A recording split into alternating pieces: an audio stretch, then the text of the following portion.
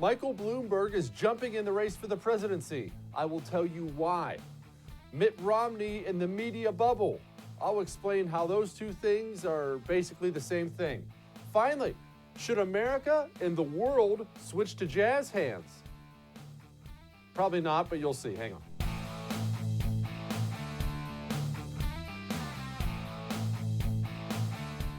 Well, apparently someone smelled blood in the water. New York billionaire and former New York City mayor Michael Bloomberg is about to announce that he's jumping in the race to be president of the United States of America. Obviously, I have many, many thoughts on this, but every now and then it pays to go to the man himself. What does Donald Trump think about former New York City mayor and billionaire Michael Bloomberg? So I've known Michael Bloomberg for a long time. If you go back early on, he said a lot of great things about Trump. But I know Michael, he became just a nothing. He was really a nothing. He's not going to do well, but I think he's going to hurt Biden, actually. But he doesn't have the magic to do well. Little Michael will fail. He'll spend a lot of money. He's got some really big issues. He's got some personal problems, and he's got a lot of other problems. But I know Michael Bloomberg fairly well. Not too well, fairly well. Well enough. He will not do very well. And if he did, I'd be happy. There is nobody I'd rather run against than little Michael. That I can tell you. There's nobody better at branding than Donald Trump. And look, we shouldn't be surprised at that. For even the people who hate him, you really should acknowledge the fact the guy has spent 73 years of his life branding. That's what he does. There's Trump all over every building. Trump course, Trump golf course, Trump tower, Trump. The guy knows how to brand himself. He knows how to brand other people. And it's why those nicknames of his, those, stupid little immature nicknames, they're effective. They actually matter. It's not politics as usual, so it makes, the pinky out crowd very uncomfortable. But crooked Hillary matters. When he calls people sloppy, that matters. When he calls little Michael Bloomberg, it matters. Have you seen Michael Bloomberg stand up? We don't have short presidents. We've never had one in the television age, and I promise you Michael Bloomberg will not be the first because he's about 5 feet tall. At least that's what he looks like. So that little thing is really going to get to Bloomberg as well. But you have to appreciate Trump's subtle little digs as well. And he's got some personal problems. I'm not going to go into it. But anyway, a New York Times reporter came out, and he seemed to be the one that scooped this story, which means Michael Bloomberg leaked in the story. Here's what he had to say. He has been doing consistent polling in recent weeks to examine this race, to see if there's an opening, to check in on the state of the field. He sees Biden as much, much weaker than he was at the start of the year, though not by any means a cooked goose. And he looks at the lefty candidates in the primary and says, I don't think these people can win the general election. Some of this may be Mike Bloomberg, who's always wanted to run for president, looking for reasons to run for president, but he is seeing reasons that he didn't see at the beginning of the year. Okay, let's unpack this really quickly. This is my theory that Michael Bloomberg and this reporter are working together, or at least Bloomberg teed it up for him. You notice how during his announcement there, the reporter was already basically campaigning for Bloomberg. Well, he's got a bunch of polling. He's done a bunch of polling, and he thinks Joe Biden is done. And that's practically a Michael Bloomberg campaign speech. That's one. But two, the main reason Michael Bloomberg is running to be president of the United States, well, there's two reasons. One, it is what he said there. The Democrat field is weak. Do you remember a couple weeks ago, of course, on this show, we talked about the fact that there was a high-end, big donor New York City meeting amongst a bunch of billionaires, supposedly, and they all got together in a room trying to work out, okay, this field's not good. Who do you have? I've got Biden. You have Warren? And you know what they all came up with? We are in very, very serious trouble. We have a Democrat Party that is desperate. We have mega Democrat donors who write mega checks to people. They're desperate. They know that this field is not going to be able to beat Donald Trump. And look, with the economy like this, nobody's going to be able to beat Donald Trump. That's what I believe. But back to the original story here. Was Michael Bloomberg one of those donors? I have no earthly idea. I could probably just make something up right now. Why not? Every other journalist in America does. But I won't do that. I'll just say this. One, he does see a weak field. Two, He's a billionaire. And he's the former mayor of New York City. You have to understand, mayor of New York City is not like the mayor of Sheboygan. When you are in New York City, and I dearly love it, I'm not insulting the city, I love New York City. When you are in there, you feel like you are in your own separate world. And New Yorkers, as much as I love them as well, they feel like they are the center of the world. You know why New Yorkers are a little bit cocky? Pretty quick to give you the finger? They feel like they're better than you. I love that about them. I enjoy cocky. I love the food. I love the people. I love the fast pace. Again, that's not an insult to New York City. So Michael Bloomberg's sitting there and he's thinking to himself, well, I mean, I got a bunch of money. I was mayor of New York City. I'm not getting any younger, getting up there in years. You know what? I don't like Donald Trump. You know, I've got more money than Donald Trump. And Michael Bloomberg is going to run for president of the United States, not just to seek the next thing. He's going to do it for the same reason most guys do most things. For the same reason I'm going to wake up tomorrow morning and I'm going to grab my golf clubs and I'm going to walk out of the house. Because he's bored. Because he wants something to do. When you've reached the mountaintop of mayor of New York City and you're a billionaire and you've got your houses on every beach in the world and you spend your time on private jets and lots and you've been the king of your own little kingdom, you eventually look around and think, are there any more worlds to conquer? So Bloomberg is like, yeah, I'll be president. But here's the problem with Michael Bloomberg. You can call him a moderate on some issues, and I'm sure he is on some issues. The problem is he's not a moderate on the things that matter to most of the American people. Michael Bloomberg is infamous for 3 things. Well, now 4 things since he recently stuck his foot in his mouth. He's infamous for being a radical, and I do mean radical. You'll find out from Daniel Turner here next segment. Hang on for the ride for that one. Radical climate change nut. The American people hate that. That's one of those things everybody pays lip service to. Oh, I care about climate change. I think it's very important. Oh, you want me to stop eating burgers? Yeah, no, that's going to be a no for me. He's a radical nut on that. He's a radical nut on guns. He's also an ignoramus on guns. I'll play you that clip in a second. He tried to ban large sodas after seeing a fat kid order a soda in New York City. I'm not making that up. The man tried to control the size of the beverage you can have. And finally, apparently he's a big Chinese dictator fan. Listen to this cringeworthy interview. The Communist Party wants to stay in power in China, and they listen to the public. When the public says, I can't breathe the air, Xi Jinping is not a dictator. He has to satisfy his constituents, or he's not going to survive. He's not a dictator? No, he has to. He has a constituency to answer to. He doesn't have a vote. He doesn't have a democracy. He doesn't. That he's doesn't not held mean he can accountable by survive voters. if his advisors gave Is him. the check on him just a revolution?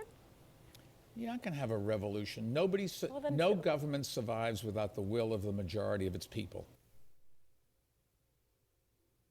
Yikes. Okay. He is a dictator. They rule with an iron fist. And no, I know Michael Bloomberg may find this shocking, but the American people do not believe that if his citizens just cough enough, the dictator will decide, we need to make some changes. That's not how it works in China. And if you thought that was bad, ladies and gentlemen, I have always argued this, and of course I'm right because that's the name of the show. I've always argued that almost every piece of anti-gun legislation and almost every anti-gun politician out there is anti-gun only because they're naive. And they prove it time and time and time again. We need to ban this. And then you ask them about it and they just look like morons. I want you to watch this doozy of an interview as Michael Bloomberg tries to explain firearms and what they do and what we should ban. This is not a person who's going to be president. Let's just look at the assault weapons ban. Yep. We had one in this country for 10 years. Every single weapon used by the shooter in Connecticut would have been okay under the old assault weapons law. They were all exceptions. Yeah, okay, so the law is flawed. Fix it. Isn't it pretty hard to define what is an assault weapon? Because it's so easy to write around for manufacturers to create weapons that... Well, if it can fire a lot of bullets very quickly, That's a good place to start, okay? And then hunters you would can argue say- what a lot is. Okay, let's pick it. Let's say 3. If you haven't hit the deer with 3 shots, you're a pretty lousy shot. That deer deserves to get away. Let's get serious here. But that would ban most pistols. That would ban most. No, but pistols are different. You have to pull the trigger each time. An assault weapon, you basically hold it, goes blah, blah, blah. No, those are fully automatic weapons. So fully automatic If weapons. you have a big magazine, you'll solve your problem. You still have to pull a trigger, but if it's 30 bullets or 20 bullets or 10 bullets before you run out, I would suggest the deer is, God wants that deer to live. But according to gun owners, what you've just described would ban most guns that hunters use today. If that's what they're using, for God's sakes, why don't they use dynamite? Just make it easier. I mean, what's the sport?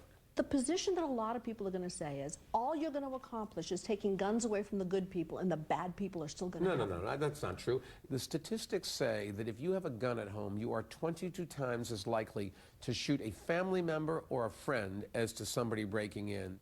Don't try to go for a gun. You've got somebody pointing a gun at you. You think you're going to be able to outshoot them? That's one of the stupidest things I've ever heard. If you're having a hard time processing all the idiocy you just heard there, you're not alone. That honestly gave me a migraine, and I don't even get migraine headaches. This is the problem. Michael Bloomberg is never going to be president of the United States of America. We have 300 million guns. You do not win the presidency without the Rust Belt. Rust Belt swing voters hear that ignoramus talking about guns, and they think, no, that's a no. Michael Bloomberg has no chance. And finally, the last reason, and this is probably the biggest reason he has no chance. Again, I love you, New Yorkers, but that guy's a real New Yorker. That stuff, what are you, stupid? What are you, an idiot? Let's get serious. Well, just change the law. Don't be a moron. The guy has the likability of an infected boil. He's not going to be president. There's not an ounce of charisma in the man at all.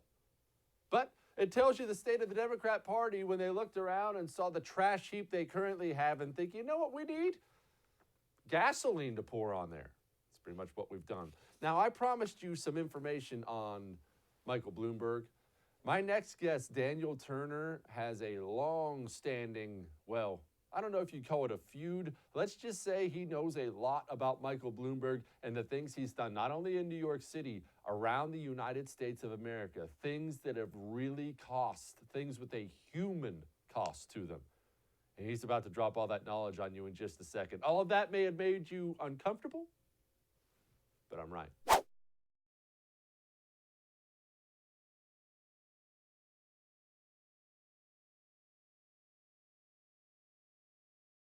Welcome back to I'm Right, and we have a very special guest with us tonight. I promised you some Michael Bloomberg, well, information and some Michael Bloomberg attacks.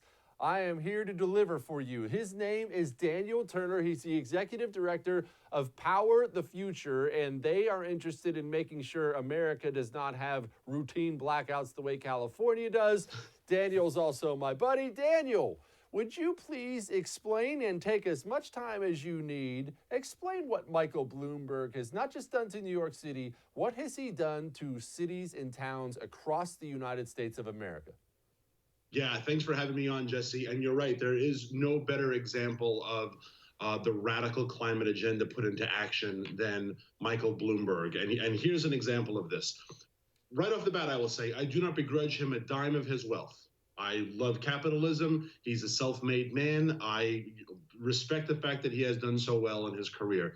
But he has pledged hundreds of millions of dollars to shutting down coal mines across the nation because climate change, right? He believes that coal is driving CO2 emissions. CO2 emissions are causing the planet to heat, yada, yada, yada, climate change, typical philosophy. But what this means is that he will give checks to radical green groups across the country to switch city council seats, to change the mayor, to change all the elected officials. They get into power and they say, we're going to shut down this coal plant. We're going to shut down this coal mine or this coal facility. Bloomberg sees that as a win. But what happens if that's your job, right? What happens if this is your town or your community? There are entire counties in places like West Virginia, Ohio, Pennsylvania, Wyoming, many places across the country where 80–90% of the people work in this industry. Bloomberg goes in with $1 million check. He gets everyone elected who he wants elected. They close the coal mine, and then he declares that a win, right? So unemployment goes through the roof, poverty goes through the roof. And what comes with that? Housing prices are useless. Why would you move to Boone County, West Virginia? There's no job. So what is your house worth? Your school loses all of its tax revenue. Schools close. Opioids go through the roof. The opioid problem is the worst in former coal towns. That is just a proven statistic. West Virginia, Kentucky, Northwest New Mexico, right? These are the ramifications of Michael Bloomberg from one of his 14 mansions around the world saying, I don't like coal, I am going to shut it down. Michael Bloomberg will not give a dime to those coal miners whose kids are overdosing on opioids or on Chinese fentanyl. He will not give a dime to save their house, their neighborhood, their towns. I dislike Michael Bloomberg politically, probably more than any other figure, and I look forward to destroying him for the next year as he tries to run. I know you do, and I love you for it because, boy, you are correct. And I'm glad you actually hit on the towns. By the way, towns in Pennsylvania and Ohio, not like those states are important to win the presidency, but that's another matter.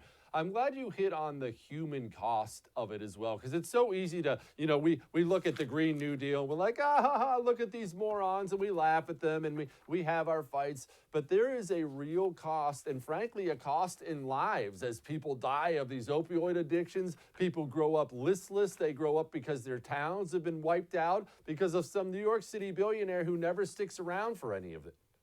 Exactly. And people point to areas around the world, areas around the country where they say, what are the effects of climate change on this coastal town in Florida? What are the effects of climate change in this part of Alaska? What is the effect of climate change policy to these rural towns in these communities where, like you said, the youth grow up disaffected, families get torn apart, families are ruined and destroyed. And these were noble towns, right? These were great jobs. These were great little communities. And people like Michael Bloomberg think that they want to move to New York. He once said at a summit with Christine Lagarde, right, the head of the IMF, one of those globalist cabal things that they have in Bilderberg, et cetera. And he said, we will find something else for the coal miners to do. And everyone applauded.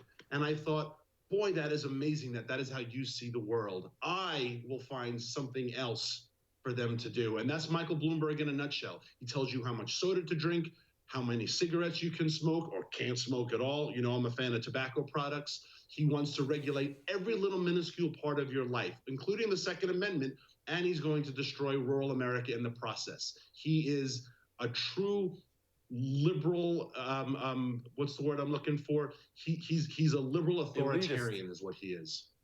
Yeah. Well, I like my word better, but whatever. I mean, I guess you can pick the words. But in all seriousness, that takes some serious chutzpah. That's the word, right? Chutzpah? Yeah. 14 mansions, and he's telling other people, well, just move. I mean, that's fine, just move. But Daniel, here's the thing. I've been told, I'm surely these headlines are right. I'm looking at headline after headline this morning that Michael Bloomberg is a moderate. He's more moderate. Is that not real? No, I don't think it's real at all. I mean, there are certain things that he maybe skews a little bit to the right.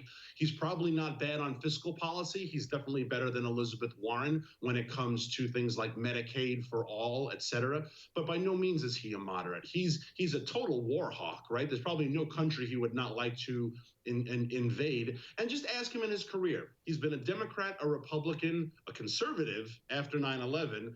Then an independent, now he's running again as a Democrat. So what party are you, Charlie Crist or Michael Bloomberg, whatever you want to call yourself, right? What party do you belong to? Any party that will elect him, really. He spent $1 million, Jesse, on a sofa because it sat in the court of Louis V. I don't know what number, and it was at auction, and he wanted it for his London townhouse, and he spent $1 million. Again, I do not begrudge him his wealth. But a man who buys $1 million sofa has no right telling Americans what they can and cannot do with their life. Yeah, well, I'll settle for my large, oversized, lazy boy. I don't need $1 million sofa, mainly because my two sons, who are horrible, would just find a way to break the springs and wrestle with me on the thing. Now, stepping away from Bloomberg, the rest of the field, it looks like, look, I'm a partisan hack. I don't pretend to be some down the middle journalist, but I look and I see nothing but radicalism when it comes to this climate change stuff from every candidate in the field. But surely I'm wrong, right? Is there any candidate out there in the Democrat side who, and I don't expect them to be where I am. Look, I want coal plants on every corner. But is there any candidate at least kind of moderate on the climate change stuff, or has the whole party just gone completely hard left? You are absolutely right, as the name of your show is called. Every single person running on that ticket is an extremist. There was one guy who was quote unquote moderate, and that was John Hickenlooper. And he dropped out so many months ago, people even forgot he was running. He was the one person, he's a geologist and he's an energy expert. He was the former governor of Colorado. A liberal, don't get me wrong, but he said the Green New Deal was not a viable solution and it wasn't going to work. And they laughed him out of the stage. So these are the people who are going to ban fracking, shut down coal plants across America. And just here's a fun little thing as you think of these candidates, and we're going to have wind turbines everywhere. Great. What's your wind turbine made out of? It's made out of carbon fiber and steel. Carbon fiber comes from petrochemicals, right? Where does steel? How is it forged? Coal. What's the wind turbine anchored into the ground with? Rebar and 2,500 tons of cement. 2,500 tons of cement to anchor this thing into the ground. How do you make cement? You burn it with an awful lot. You forge it with an awful lot of coal. If we get rid of coal, how are we going to build wind turbines? Just if one of them could tell me that question. If we adopted the crazy Green New Deal, we need more coal than ever before. And then the follow-up, if we can burn coal to make a wind turbine, why can't we burn coal to make electricity? And let's not forget that the iPhone is made with oil. You cannot have an iPhone without a lot of oil too. So, and by the way, this is a custom case. I'm sorry, people, you cannot get a case with my phone with my face on it, even though I'm sure you want one, Daniel. Daniel Turner, Power of the Future. You enjoy your Friday night, my man. I appreciate you joining us today. Thank you, Jesse. Always a pleasure. You bet. Coming right up, Mitt Romney in the media bubble. Is he influential, not influential? What is he? I'll explain.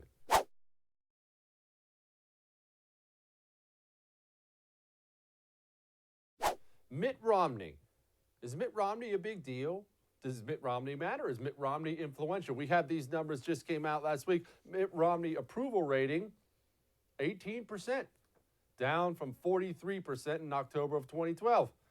37% of the people are neutral, 38% of the people are negative. Honestly, the neutral number is it's the one that's the biggest indictment of Romney.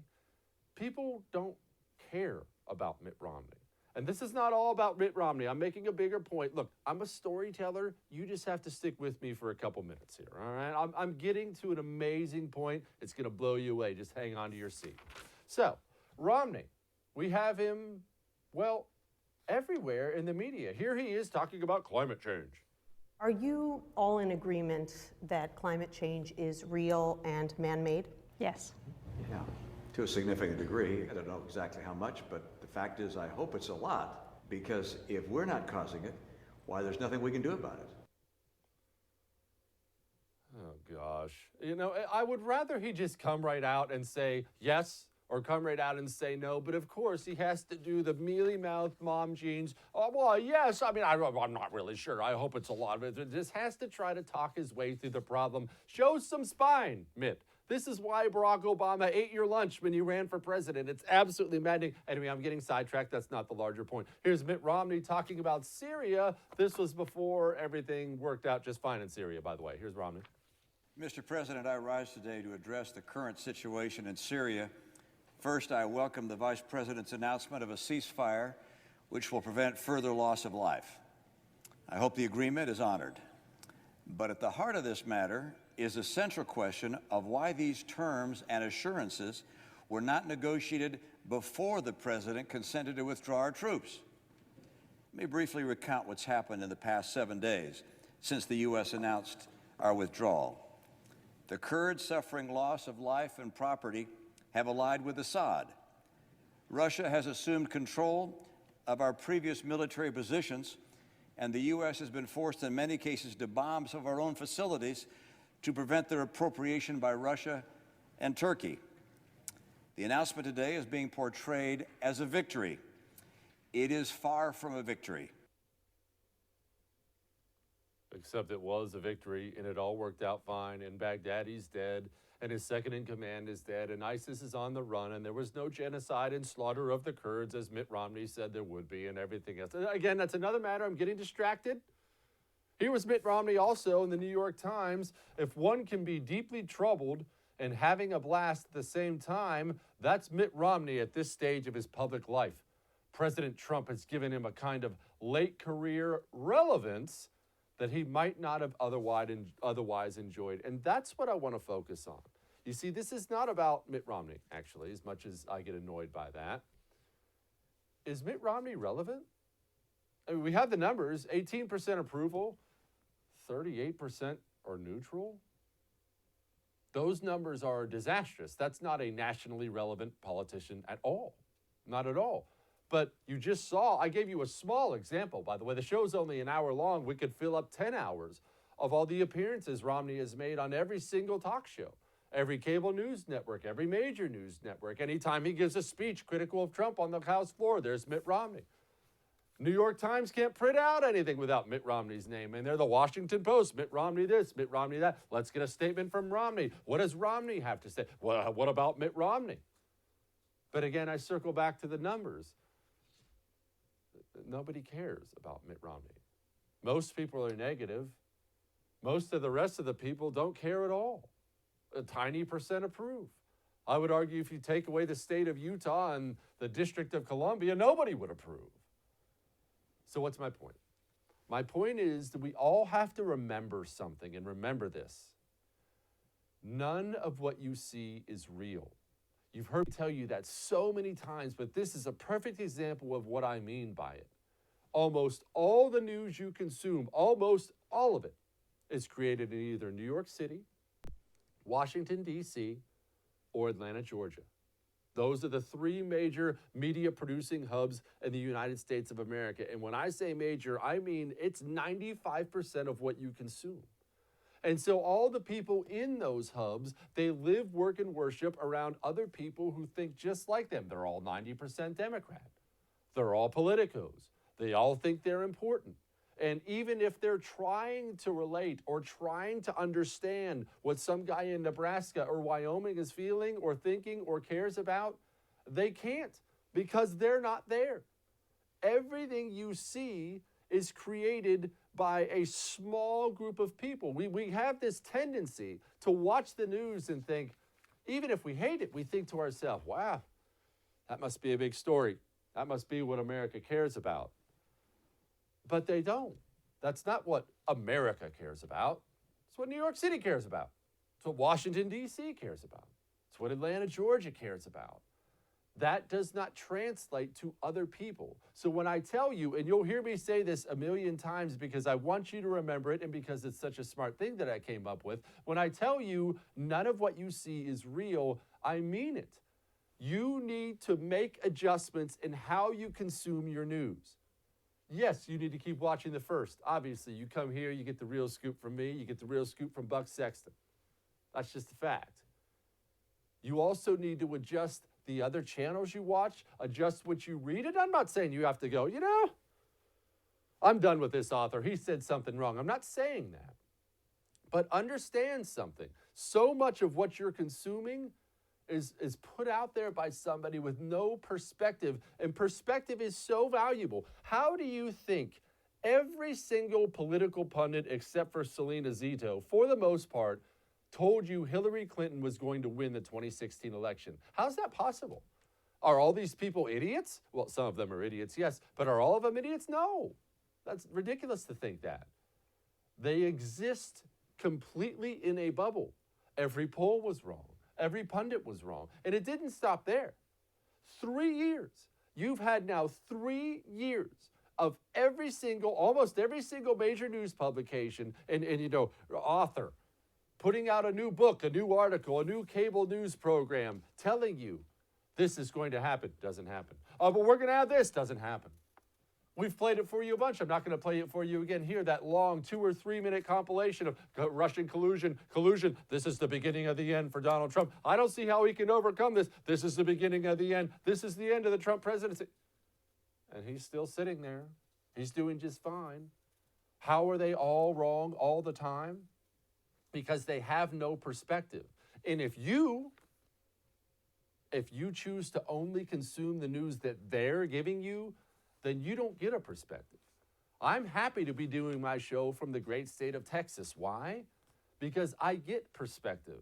When I get done entertaining you this evening, I'm not going to go back to some fancy piggy out cocktail party in Washington, D.C., where everybody's got a bow tie on, and I went to Yale, and could you tell me which senator do you work for? I'm going to go back to my house in suburban Texas. I'm going to pull out some beer and go drink it with my neighbors. We're not going to talk politics all night, although they'll bring it up with me.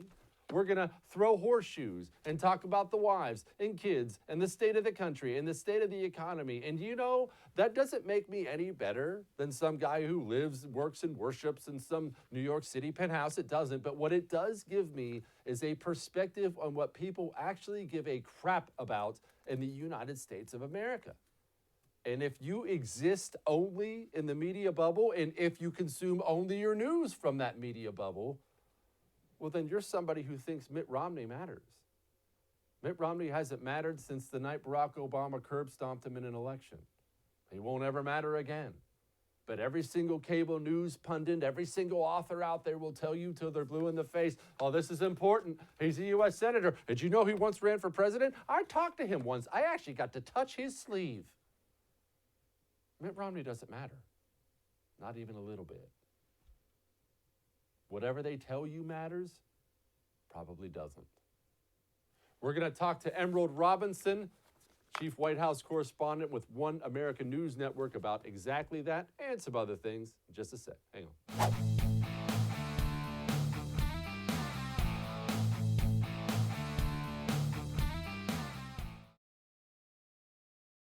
Joining me now to talk about the media bubble and, well, Mitt Romney, Chief White House Correspondent for One American News Network, Emerald Robinson. Emerald, I'm looking at these numbers from a week ago of Romney at 18% approval, 38% neutral. Everyone else is negative on the guy. And my point wasn't actually to dog on Mitt Romney, although I had some fun with that too. The point is, Mitt Romney doesn't matter to anybody. Outside of D.C., he doesn't matter to anybody. So do they know that and still put him on every show all the time? Or do they really genuinely not realize no one gives a crap about Mitt Romney? No, that's exactly why they have him on every show, is that he's the one Republican they can rely on to go against the president. And in D.C., he just really doesn't have much influence. He doesn't have any good relationship with the White House. He's not pushing policy that's going to get anything done. But the media, they can use him in the way that they want to, and that's why you see him on all the time. You would think that he was one of the true leaders of the Republican Party and one of the standout senators here on Capitol Hill, but he just isn't, Jesse. Now, as our viewers may be able to tell from Emerald's accent, she is not a Washington, D.C. native, so you may have a better perspective on this than others. Does all the media that's produced there, do they genuinely think they have a pulse on the rest of America, or is it just the fact that they don't care about having a pulse, they're just trying to influence the rest of America? I'm trying to understand the motivation for the fact they never seem to understand middle America, ever. Well, and it's something that is a conundrum for the people watching the news or who are in middle America when they don't hear accurate portrayals of how they supposedly feel. And that's something that I do talk to. I talk to a lot of viewers. Like you said, my accent always gives me away. I'm not part of the D.C. bubble. I am from a coal mining town in Southwest Virginia. My daddy's a coal miner. My whole family still lives there. So they're always a good barometer for me about how people are feeling in the real part of the world, not this tiny bubble that we're in Washington, D.C. But I will say my colleagues don't quite have that same relationship or those kind of relationships outside of DC. They have relationships with people in New York, in Los Angeles, which are bubbles much like the one that we are in here in the Beltway. And so they just don't have a good gauge of what people are really feeling. But then even when they go out there on the campaign trail, and let's say they're in Iowa, Jesse, they still don't really listen to the voters very much. They don't listen to what they're hearing. They pick and choose. It's like, you know, I sometimes say this to my husband and I accuse him of the same thing. He selectively hears what he wants to hear. I know he has very good hearing, but sometimes he hears the things he wants to hear and doesn't hear the things I love him very much. He doesn't hear the other things that he doesn't want to hear. And the media is the same way. And they're more interested in impressing each other than they are about necessarily caring about what Americans are feeling or thinking or what they're experiencing. It's about what is the other media thinking about me, is what I've found, Jesse. No, I agree. It is a fascinating thing. By the way, I sympathize with your husband because my wife would say the exact same thing about me if she were on the show right now. But it is fascinating. I mean, I lived back there for a year, and I saw the same things that you're seeing. It was maddening how insular that DC world is. Everybody goes to the same parties with the same people. They discuss the same things, and they just don't discuss what the rest of America discusses. I was saying before you came on, I'm going to knock off here and go throw horseshoes with my buddies and drink Budweiser, and none of this stuff is ever going to come up. Yeah, it is very unusual. And here in DC, I mean, Jesse, that's all we talk about. And like you said, it's all the same people everywhere talking about all the same stuff, essentially.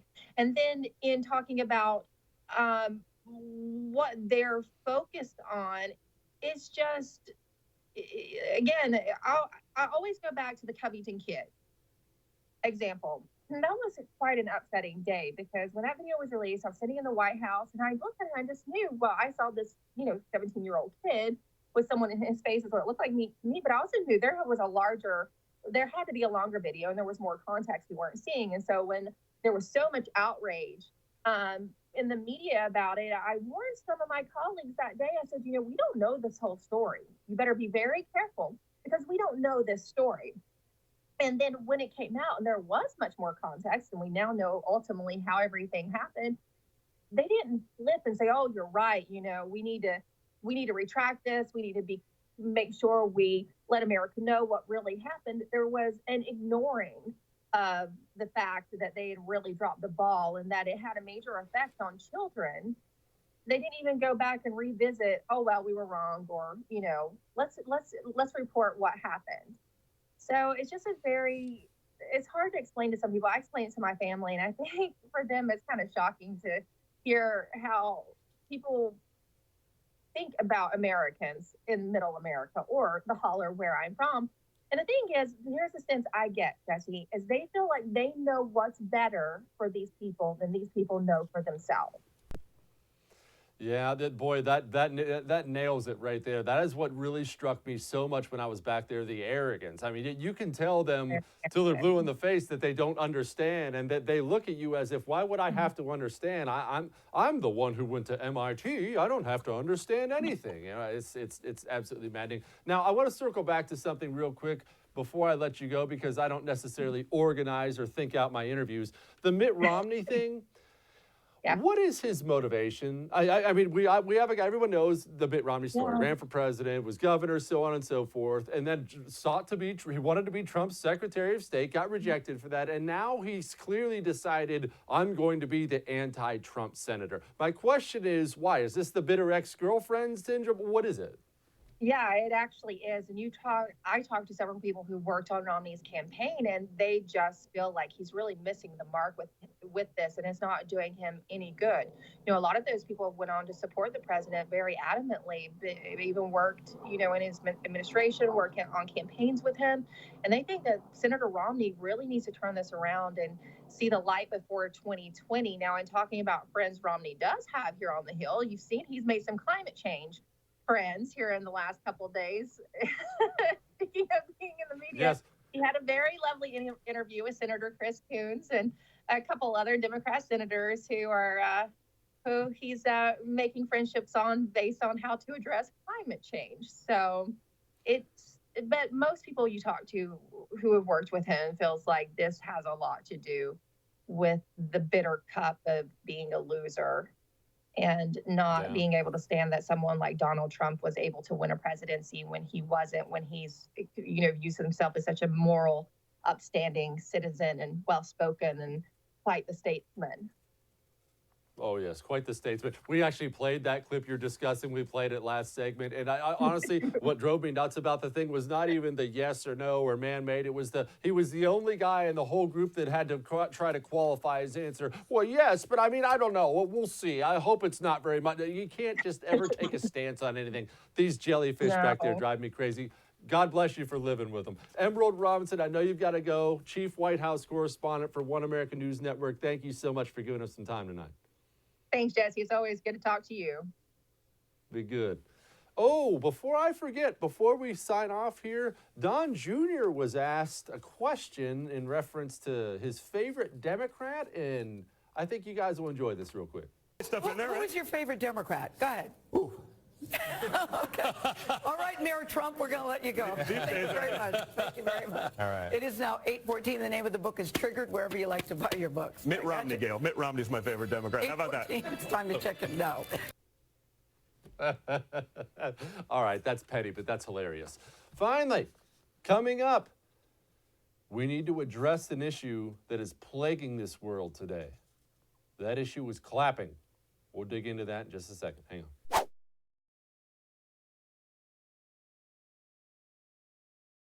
Ladies and gentlemen, we must all make an adjustment for how we live our lives. What adjustment? Well, here, listen and find out. What is upsetting, genuinely, about clapping? So it's actually not just for people with anxiety, it's also people who use hearing aids. Clapping can be disruptive to that. People who have sensory processing issues, it can be very distressing and overwhelming to have those loud, sudden noises. When we saw that clip earlier of people doing the jazz hands, the reason that looks really silly to us and our instinct is just to laugh is because it's really counterintuitive. There's something quite instinctive about wanting to show your appreciation through applause. It's something that babies do quite naturally without us training them to do so. It's one of the first things that they do, Exactly. isn't it? It's an old thing. It's part. I mean, look, I could totally take your point that we do, in a compassionate society, which we are lucky enough to live in, we make sensible provisions for people who have various mental health issues and disabilities and that kind of thing. But what we don't do is completely restructure society and completely change societal norms in order to accommodate the sensibilities of a few people. What has happened to the UK?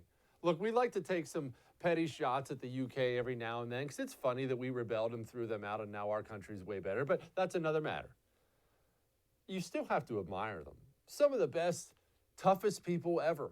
The Battle of Britain. I mean, all these different great fights and great challenges they've overcome, and now they're actually having debates on television about stopping clapping in society because of people with anxiety. Look, ladies and gentlemen, this goes clear back to something I have taught you time and time again. It'll be a continuing theme throughout the show. Teach your children the world doesn't give a crap about their anxiety or their issues or the fact that they're having mommy problems or whatever the thing is. The world will not adjust to you. And the worst form of child abuse, or one of them in the world, is teaching your child the world will adjust to your wants and needs. If you've got anxiety about people clapping, get over it or go hide in your closet. Now, you all enjoy your weekend. Have a safe one. We'll be back and better than ever on Monday. See you then.